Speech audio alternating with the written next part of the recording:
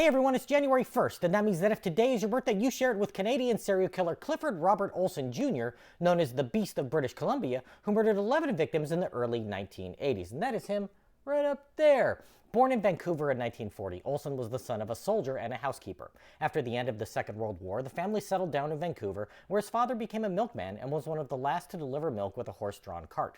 He found trouble at a young age, skipping classes as a 10-year-old and often getting into fights as a child.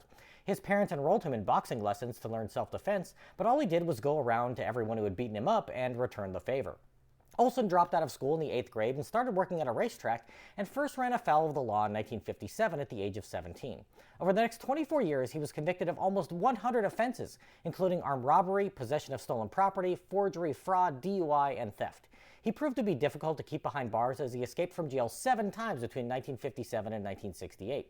But even when paroled, he would slip up and get sent back to prison, only having spent roughly 4 years of his life as a free man by the time he turned to murder.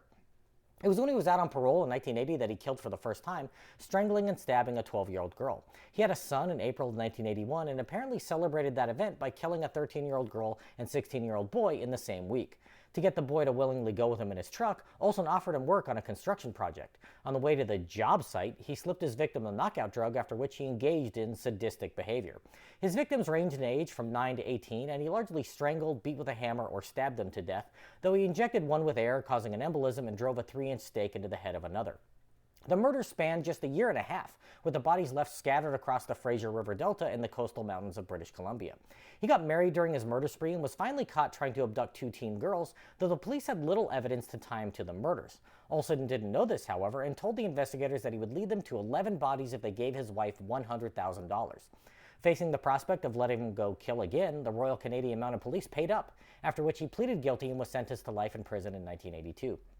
Olson knew how to manipulate the Canadian legal system and launched numerous appeals and parole requests which were all denied, and he penned explicit stories and poems that he entered in literary contests.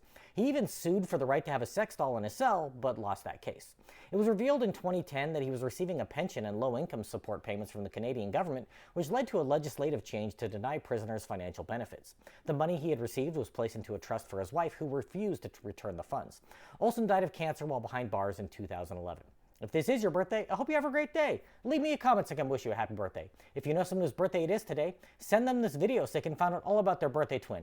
And to Clifford Robert Olson Jr., I say, happy birthday, you bastard.